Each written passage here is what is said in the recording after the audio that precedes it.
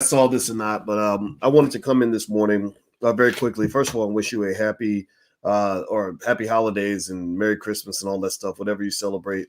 I hope it's happy for you. And also, I want to encourage everybody who gets a little sad at the holidays, maybe because you lost somebody that you love, things like that.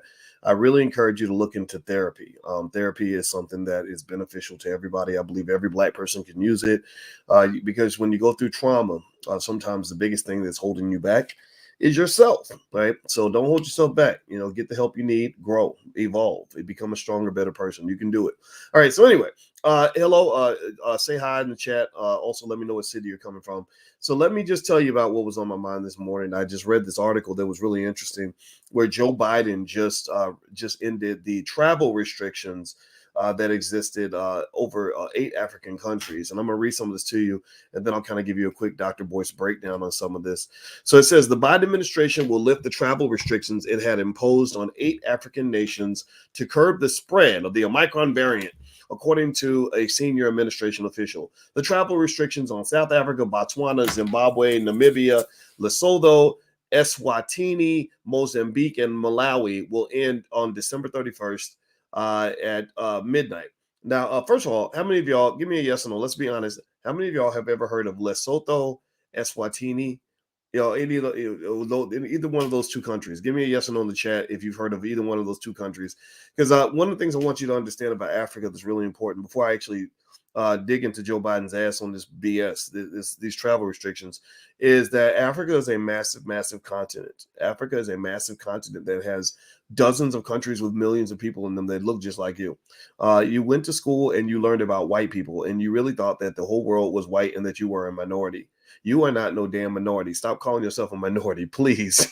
Take some time. Just take a moment. Take like maybe 20 minutes. Do a little Wikipedia search, a little quick little Google search, and look at the African countries. Just maybe Google search on the population of all the African countries, because that will hopefully help fill in some of the voids. Because sometimes one of the things that abusers do, one of the things that abusers do is this is in a relationship, and you've been in an abusive relationship with white people your whole life. So one of the things that abusers do is to gain power and maintain power over you is they isolate you from your power base. Did y'all know that?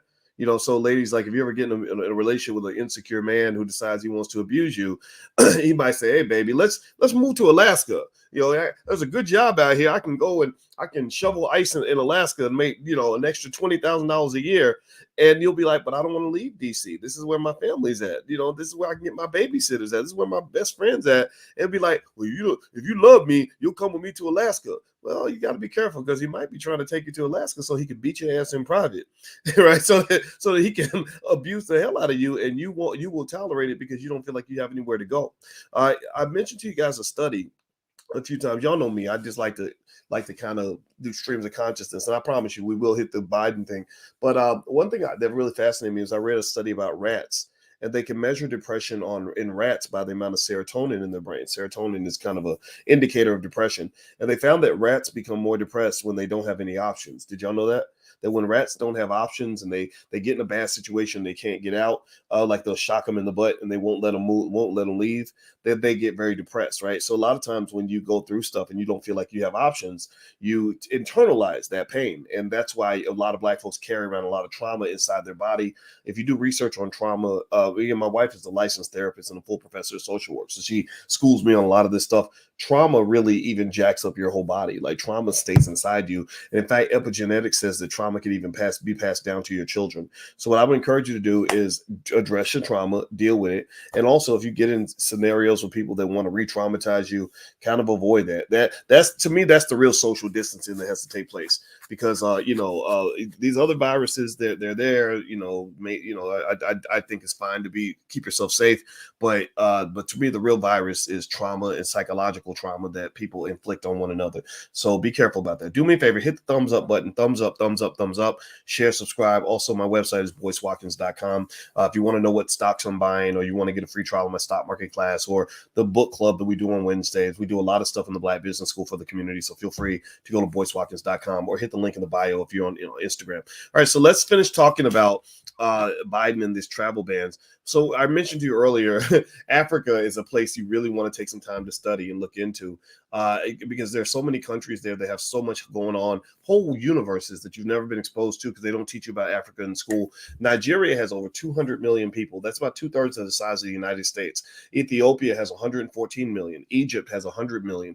The Congo has 90 million. South Africa has 60 million. Tanzania 60 million. Kenya 53 million. Uganda 45 million. Algeria 43 million. Sudan 44 million. Morocco 40 million. So there are massive African countries that it looks like there's 58 listed. The smallest African country, by the way, is St. Helena, which has a tiny little population of 6,000 people. Just a little fun fact in case you ever get stuck on Jeopardy or something. So anyway, so it says that the officials said that the decision was recommended by the CDC in part because health experts now know that the U.S.'s existing COVID jabs are effective at preventing severe disease. I call them jabs. Can't use the V word online. They are at preventing disease for those infected with Omicron. So they are effective at preventing severe disease. So they're not effective at preventing disease. They're not effective at stopping spread of disease. I guess it seems like the one thing that they grab onto, and I'm not saying you should believe it or don't not believe it, but is that it prevents severe disease. And so if anybody ever asks me sort of why I'm still a little bit skeptical of just how this thing has been handled, one, I don't trust it. I think if you look at the history of the government, there's no reason to really trust this government. There's certainly not any reason to trust big pharma. Capitalist organizations. I understand capitalism very well. You guys know my doctorate's in finance, so I know capitalism extremely well. I know how it operates. I know what the incentives are. And the only thing I trust the capitalists to do is to make money. It's like so to some extent, capitalist organizations are the most predictable organizations that there are. You can trust people to be who they are, right? Like if you got a cousin that's a crackhead, don't trust your crackhead to be your babysitter.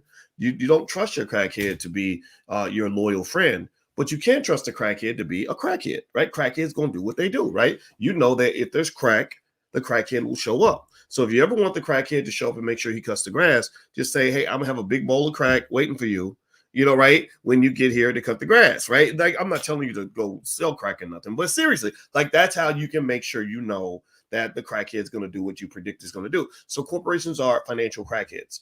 That's what they are. The capitalist organizations are addicted to money. They're addicted to growth. They're addicted to expanding revenue streams and monetizing everything. So you know that this is what Big Pharma is going to do. Big Pharma is going to do what it does. They make money. They're very good at it. And so I trust them to go make money. So as an investor in Big Pharma, my wife and I made a ton of money on Moderna stock. We bought Moderna at the beginning of the pandemic, and it was a great investment. She gave me a couple extra kisses when I showed her how much money we made. But in terms of trusting Moderna to do anything other than make money, I just don't do that. I don't trust Moderna to take care of my health. I don't believe that they're thinking, our number one goal is to make sure Boyce is okay. As long as we'll lose money just making sure Boyce is okay, right? I don't believe Big Pharma ain't built like that. That's just not what they do, right? So ultimately, with these jabs and stuff, there's the interesting thing is that there was one story that was being told before the jabs came out. Get this jab, everything goes away. You go back to normal, you'll be safe, you won't catch it, you'll be okay. So people would say, oh, well, I got the jab, so I can go and hang out with my friends now. Then next thing you know, it's like people are catching it, people are passing it, whatever. What that tells me is this, and this is not a controversial statement. This is something everyone will agree with, no matter what your position is. And I respect your position. Even if you disagree, I respect it. Okay, I want us to have a respectable conversation here. One thing you cannot disagree with me on is that they knew a lot less about these jabs than they know even right now.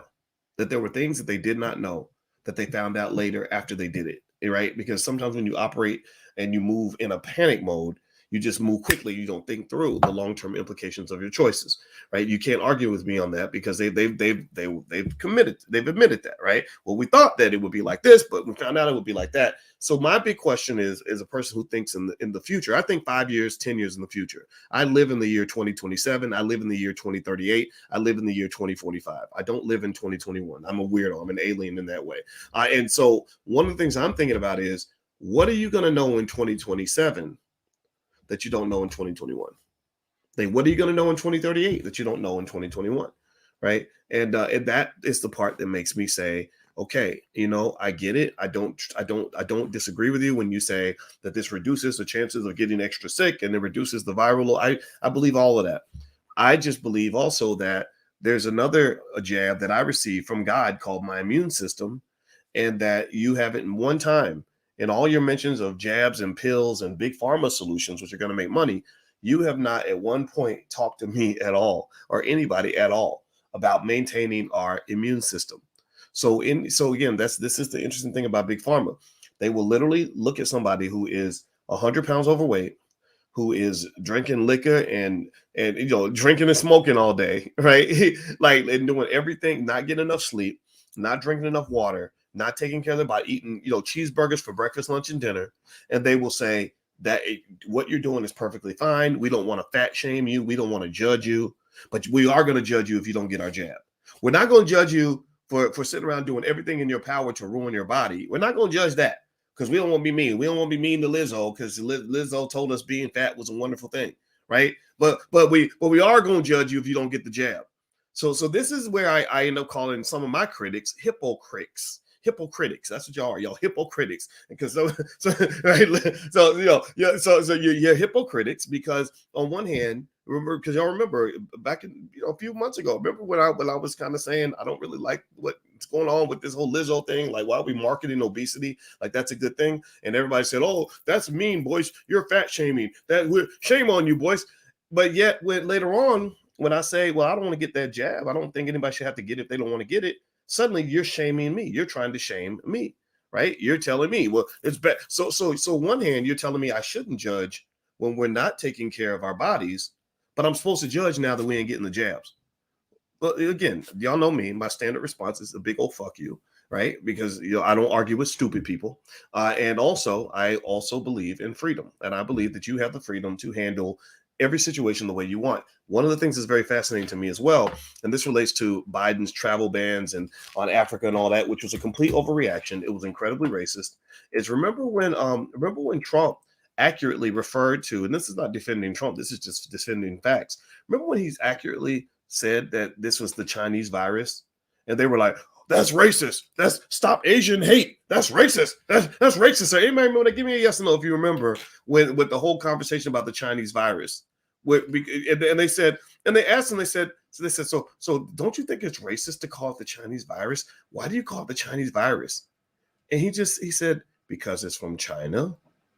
And and I was like, I just thought it was really funny because I was like, yeah, it's the Chinese virus. Like we have the Spanish flu, right? And now now you've got the South African variant. Nobody's calling that racist. Nobody called it racist when you called it the South African variant. And I didn't think it was racist. I was like, yeah, well, if it came out of South Africa, then why not? Why not give it a name, right? But then what was interesting was that they decided, again, in kind of a white supremacist fashion, to punish these countries for doing research, for having good researchers who said, hey, we found a new variant. Everybody look out. It could be bad. Be careful. They're like, oh, well, we need to stay away from y'all. So now what incentive is there for any African country, any African scientist to reveal to the European nations what they find in their lab? I wouldn't tell them nothing. I'd be like, no, everything's good. Ain't no new variants. We all right. Everybody's safe. Because here's the other thing too. So they went and they overreacted. They banned travel for all these countries. This has huge economic implications. These countries need their tourism in order to survive economically. These countries need to be able to get to places, right? So you literally isolated them from the world before you knew the facts. And those of us who think a little bit, again, that's why I'm proud of the fact that this is a platform for intelligent Black people. This ain't no platform for stupid people. Those of us who think a little bit were like, that's awfully quick. Like, you don't even know anything. I was reading about it, and they were like, we found this new thing and we don't know what it is, but we're all going to freak out. And we're all going to start making these definitive actions based on this stuff that doesn't seem to be pretty bad, but we don't know what it is, so we don't know. So just to be safe, we're going to shut this. You're going to shut Africa out of the global economy. What? Huh? Shouldn't you talk to? And then I started reading further, right? I started reading further, and I saw with the African doctors who had these patients in their lab. The first doctor who found it, they said, so what's going on with the patients, doctor? Are they dying? No. Well, okay, well, are they going to the hospital? No, none of them have even gone to the hospital. Well, what are the symptoms? Sore throat, sniffles, little fatigue. Well, shit, that sounds like some stuff you could fix with NyQuil, man. Go take 2 of these and call me in the morning. Like, go home and get some sleep. Drink plenty of fluids. Like, seriously, and again, I was like, am I the crazy one? I literally, sometimes I watched The Matrix with my wife. Sometimes I feel like I live in the Matrix because I was like, am I the crazy one? Because there's absolutely nothing I just read in this article that makes me nervous. Absolutely nothing. Nothing. I don't catch a cold and think I'm going to die. And then all the celebrities to this day, still right now, celebrities are all announcing it. Like, they're announcing online. So Stephen A. Smith caught Omicron. Oh God, is Stephen gonna die? Is he gonna make it? Yeah, Stephen just stayed home and he's at home watching TV, chilling. Right. Roland Martin caught the virus. Well, shoot, Roland's a little, he's a little roly-poly, man. I'm kind of worried. Like, man, this big boy might, he might want to be careful. And he's not a spring chicken. So I, genuinely, out of genuine concern, I'm like, okay, are you all right, man? You okay? Oh, I'm fine. But everybody need to get their jab. Why are we politicizing this personal situation that you're having? Why are you announcing this in every headline? That's what I don't understand. You know what it reminds me of? These announcements, these announcements where people catch it and then nothing happens. Pay attention now. Every time they announce some famous person caught it and then nothing, there's no follow-up. There is no, well, so-and-so was just rushed to the hospital. There is no, so-and-so just died. Did it today? Oh my God, today Tom Cruise died. It's terrible. None of that, right? And so, it reminds me of like when Diddy gets online. Don't disrespect the Diddy, but I call BS on something. He'll go out and he'll be like, hey, y'all, we're going to go start a black political party. And then he gets like 10,000, 100,000 likes on the post, and then nothing happens. Or Al Sharpton says, we're going to hold a march and a rally, and you hold a march and a rally, and everybody gets all pumped up, and then nothing happens. There is no follow-up. That's what I'm seeing. So there are a lot of people who go for the orgasm, basically, but don't want to actually raise the baby. They don't give birth to anything. They don't actually raise a child. They're just trying to go bust a nut and move on to the next situation. That's literally what it is. It is an emotional orgasm. It is basically like, I'm going to have this burst of energy where I'm going to pop out here and so-and-so caught the variant. Oh my God, they caught it. Oh my God. And then nothing happens. Prove me wrong. Go find 10. I need to find 10. I need 10. Find me 10 examples of a really famous person where they announced that they caught Omicron and the person died. Like, the person died. So I think that this whole thing with Biden blocking African countries from traveling to the United States, that's absolute bullshit. It was incredibly racist. If Trump had done it, everybody'd be screaming from the rooftops because he's the racist, but Biden isn't. Well, newsflash, people, they're both racist. Go look at Biden's history. Some people don't think history goes back further than 5 years, apparently, because if you go back and you listen to Biden's speeches in the 1990s, speeches he gave about your children, some of those children are now adults. Speeches he gave about you, he talked about you like you were a fucking animal. He said these kids growing up in these urban neighborhoods with one parent, we need to eliminate them. We need to eliminate them. It makes me sad, but we need to go listen to the speech, man. Just go listen to the damn. And the idea that there are people who think that this man has evolved, has changed, it freaks me out. It really just makes me I have to stop myself from saying, how dumb can we be? Because that's kind of mean. I don't want to be mean. Because, I'm as a professor, I have to sometimes remember, like, some boys, not everybody is at that level. So you got to kind of chill out, right? Because it seems like common sense to me. But I really encourage you to look at the writing on the wall. Maya Angelou used to say, when people show you who they are, you better believe them. Just like dating. If he done showed you 50 reasons why he's going to destroy your life, break your heart, ruin you, and give you 8 diseases, then you probably need to hit the exit door before all that comes to pass, because at that point you're not so much a victim anymore.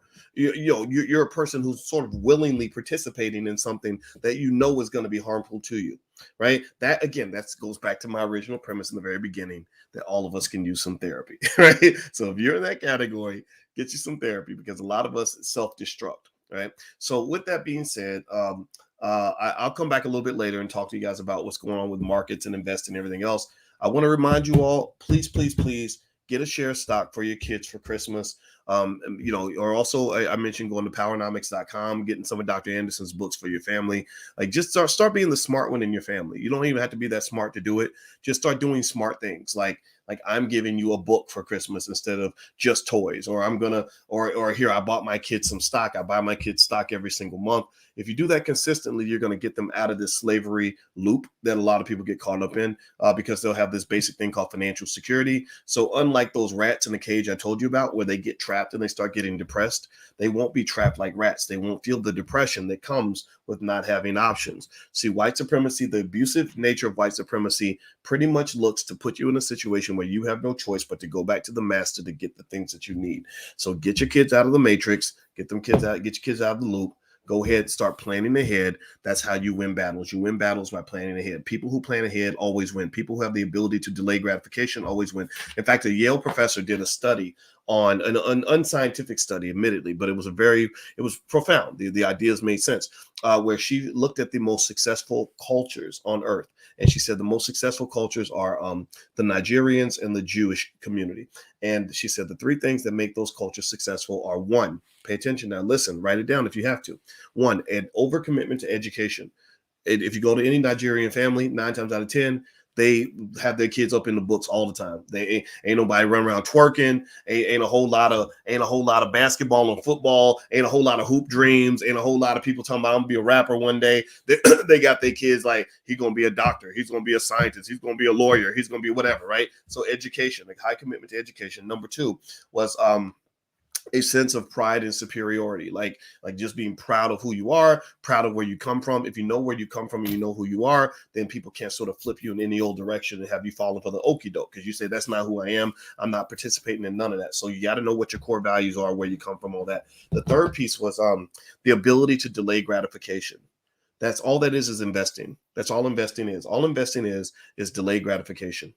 And if you pay attention, this is the matrix that you live in. The matrix you live in is one that programs you to engage in excessive amounts of instant gratification.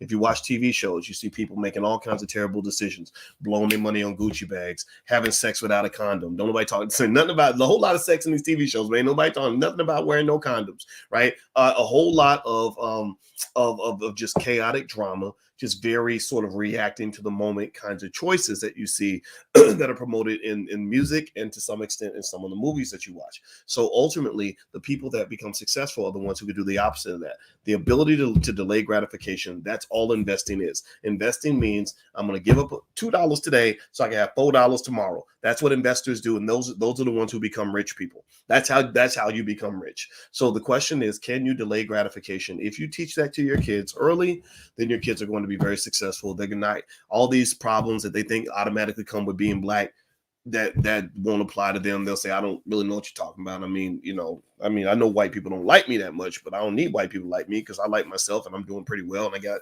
$800,000 in the bank and I could quit my job tomorrow, because my parents had the ability to delay gratification. So they sacrificed for me and they planted some seeds. And now I've got hundreds of thousands of dollars in stock. So I really don't have to work for anybody if I don't want to. And I know who I am and I'm pretty happy, right? Happiness is not out of reach for Black people, right? And I really encourage you not to get into spaces where people talk about Blackness as if it means you must be miserable all the time. That is simply not true.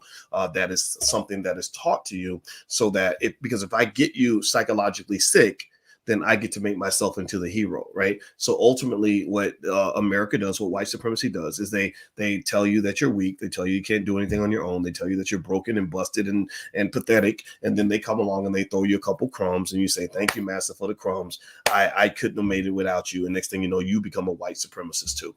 That's the matrix that you're in. And that's the system that you've been born into. So grow outside that system and then you're going to be successful. And make sure your kids don't participate in any of that stuff because it's stupid. All right, guys, I got to go. I got a meeting. By the way, if you want to see what stocks I'm buying, just click on the link in the bio. If you're on Instagram, you can go to boycewatkins.com. Also, my wife and I did an analysis on that movie, The Matrix. You know, she's a psychotherapist, so she has a lot to say about how that movie breaks down. So you can feel free to go to boycewatkins.com and look for Pillow Talk with Dr. Boyce and Dr. Alicia. This is where we just kind of get together against our pillows and have, we like to have thought-provoking conversations. I'm a professor. She's a professor too. So it's kind of like awesome. We sort of feed off each other's superpower, and I love her for that. If you ever want to make your life better, get you a smart black woman. That's the key to success. All right, guys, hit the thumbs up button. Thumbs up, thumbs up, thumbs up. Share, subscribe. Happy holidays, Merry Christmas. I'm gonna keep checking with y'all, all through Christmas and all that stuff because that's what I do. I like talking to you on a regular basis just to see how you're doing. All right, so be happy. God bless you. Love you. I'll see you soon. Take care. Peace.